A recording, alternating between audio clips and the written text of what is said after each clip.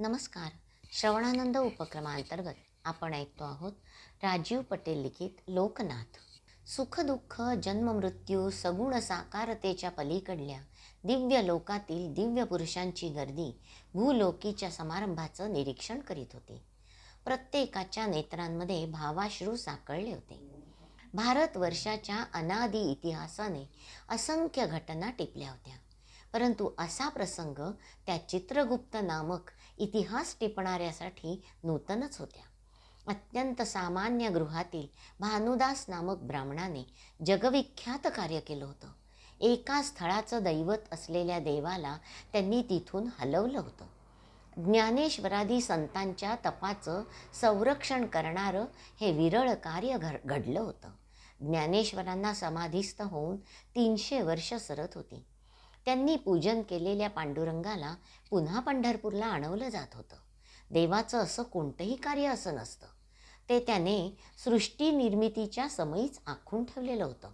देवत्व पावलेल्या ज्ञानेशादी लोकांचं कार्य करणं हे देवकार्य करण्यासारखंच होतं. याला पुरुषार्थ म्हणतात. देवपुत्रांचं कार्य पूर्ण करणं यासारखा पुरुषार्थ नव्हता. तो पुरुषार्थ लीलया पेळणारे भानुदास आता विठ्ठल रथापुढे धुंद होऊन टाळ वाजवीत नाचत होते.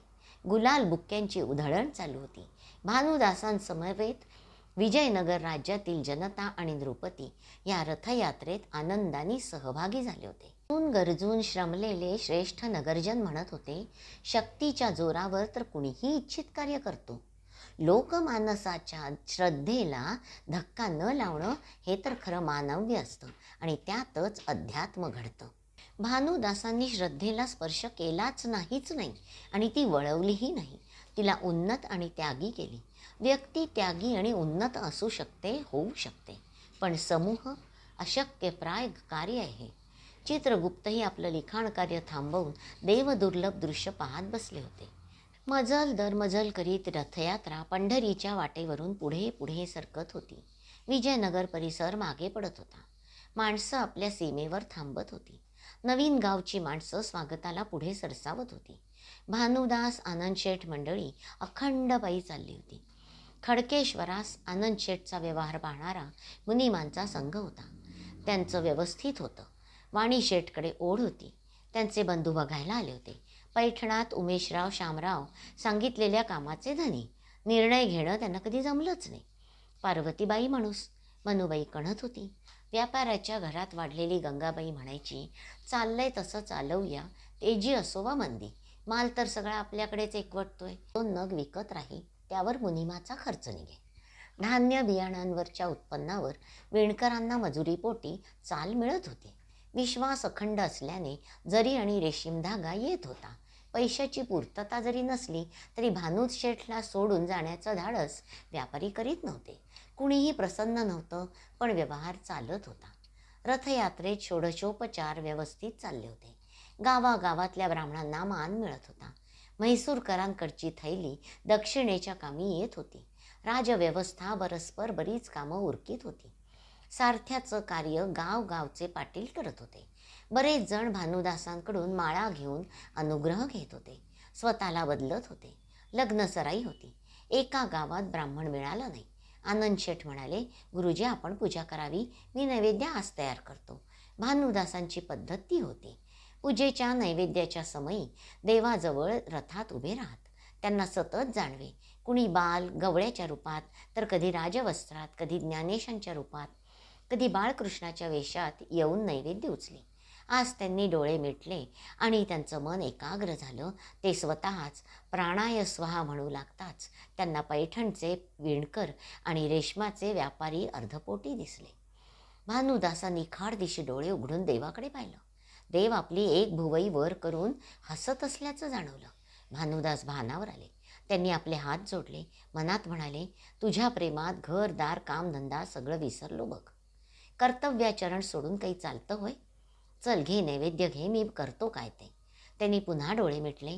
त्यांना स्पष्ट दिसलं की यमुने किनारी कृष्णासोबत सगळे त्याचे सवंगडी लोण्याच्या मटक्यात हात घालून लोणी खात होते. त्यांचं मुख माखलेलं होतं. भानुदास हसत रथावरून उतरले. आपल्या विश्वासू स्वारांची टोळी पैठणमध्ये धाडली. त्यांच्याबरोबर मोहरांचा थैला आणि मुनिमांसाठी पत्र होतं. 8-10 दिवसात मजूर आणि व्यापाऱ्यांना व्याजासहित रकमा अदा करण्यात आल्या. अडचण निवारणार्थ आनंदशेठ आणि वाणीशेठच्या पेढ्यांवर पैसा जमा झाला. रथयात्रा पंढरपुरात आली. मध्यंतरी राज्यकारभारासाठी मागे थांबलेले रामराजे आणि प्रधान मंडळी त्वरेनं परतले. 3 दिवस पूजन, हवन, शांतिकार्य चालली होती. गाव जेवणं चालली. बाहेरून वारकऱ्यांचे ताफे आले. त्यांनाही मिष्टान्न प्रसाद मिळाला. पंढरीचा पांडुरंग आपल्या स्वस्थानी स्थिरावला. देवकार्यासाठी काढलेलं धन परत कधीच घ्यायचं नसतं, ते शिवाचं असतं. शंकर पडले अव्यक्त, निर्गुण, निराकार. पंढरीच्या पांडुरंगाने कटेवरचे हात काही उचलायचे नाहीत असं ठरवलं होतं. उरलेलं धन स्वीकारील कोण? भानुदासांनी मार्ग सांगितला. मंदिराची डागडुजी करावी, दिवाबत्ती नैवेद्याची व्यवस्था व्हावी, येणाऱ्या पांथस्थाला धर्मशाळा असावी. अव्यक्त तत्वावर प्रवचन करणारे व्यक्त देवपूजेत रमतात. व्यक्त पांडुरंगाला पाहून पंढरपुरात गर्दी वाढू लागली. भानुदास पैठणास परतले. चातुर्मास तोंडावर आला होता. वारीची तयारी करायची होती. गंगेच्या फरशीवर बैठक सुरू झाली. भिकमभट म्हणाले, मी पुन्हा सांगतोय, जिथे देव नाही तिथे वारी कशी? सगळ्यांनी माना खाली घालून हसून घेतलं. भिकमभटजींना वाटलं यापूर्वी माझं सांगणं पटलं नव्हतं आणि आता उमजलं असावं. ते उत्साहात परत म्हणाले, तीर्थयात्रा संपन्न झाली की देवावर अभिषेक करायचा असतो. वारीला जाल, अभिषेक कराल कुठे? ओट्यावर? ते 7 मजली हसले.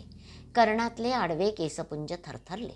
त्यांचा एकट्याचा आवाज किंचित घुमल्यासारखा वाटला. अधिकच भयाण वाटला. गंगे किनाऱ्यावरचे 2 बगळे मात्र सावध होऊन आकाशात उडले. वारी ठरली. दिंडी 10 पटीने मोठी निघाली. भिकमभटजी फावल्या वेळात टाळ्या देत सर्वांना सांगत सुटले, देव नाही पंढरपुरात, अभिषेक काय ओट्यावर करायचा? तास घृष्णेश्वरास निघाले. ही संधी समजून आनंदशेठ पैठणात आले. त्यांनी काळे गुरुजी इतर ब्राह्मणांची भेट घेतली. गावचे पाटील त्यांच्याबरोबर सवयीने असायचे ते होते. सर्वांची बैठक ठरली. श्यामभटजी, उमेश, पार्वती, गंगाबाई सगळे यायचे होते. कुंदा काकू मनुबाईला म्हणाल्या, चल बाई.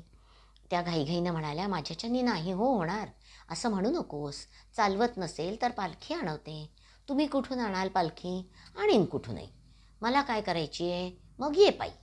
अखेरीस पालखी आणावीच लागली. मनुबाईंचे भाऊ, त्यांच्या घरचे इतर स्त्री पुरुष जमले होते. आनंदशेठनं केशर दुधाची व्यवस्था केली. एका व्यापाराच्या माडीवर खच्चून मंडळी बसली होती. निमित्त कुणास काही ठाऊक नव्हतं. भानुदासांच्या अनुपस्थितीत असा कोणता कार्यक्रम? असा प्रश्न सर्वांच्या मनी घोळत असताना आनंदशेठजींनी कीर्तन परंपरेनुसार नारायणं नमस्तुभ्यं श्लोकाने सुरुवात केली. त्यांनी विषय मांडला. पंढरपुरातून विठ्ठल नाहीसे कसे झाले ते. विठ्ठलाला घेऊन जाणाऱ्यावर आक्षेप न ठेवता द्वारकेहून आलेल्या देवाकडे मधल्या काळात मराठी माणसाचं कसं दुर्लक्ष झालं तेही वर्णलं आणि त्यांच्या वेदना समाधीस्थ ज्ञानेशांना कशा पोहोचल्या त्याचं रसभरीत वर्णन करू लागलं. हा व्यापारी चांगलाच पट मांडतोय. वाणीचा ओघ तरी बघा कसा. काळे गुरुजींना भिकमभट म्हणाले, पुढे ऐका, तुमच्यासारख्यांसाठीच आहे. इकडे आनंदशेठ रंगात आले होते. एखाद्या कसलेल्या प्रवचनकारासारखे श्रोत्यांना पकडून ठेवलं होतं. हुसफूस करणाऱ्या मनुबाई भान विसरून ऐकण्यात रंगल्या होत्या. गंगाबाई तर पैठणात नसून आपल्या माहेरच्या खडकेश्वरी आहोत अशी मोकळी वाटत होती. देव कर्नाटकात निघून गेला. त्यांनी समूर्त रूपावर भाळणाऱ्या भक्तांची वारी खंडित झाली. संत परंपरा व्यथित झाली. त्यावर मार्ग सापडत नव्हता. एका विशाल साम्राज्याच्या राजनगरीतून देवाला आपल्या गरिबांच्या ग्रामी परत आणवणं हे तर कठीणतम परिस्थितीत स्वतंत्र राज्य उभारण्यासारखं दुर्लभ होतं. आनंदशेठनं शांतपणे सभेवर नजर फिरवली. दिंडीत बोलून बोलून अनुभवी झाले होते. श्रोते पूर्णपणे त्यांच्या वाक्शक्तीत जखडले गेले. ते पुढे म्हणाले, अशा समयी केवळ भावभक्ती कामास येत नाही. पांडित्यकार्य लागत नाही.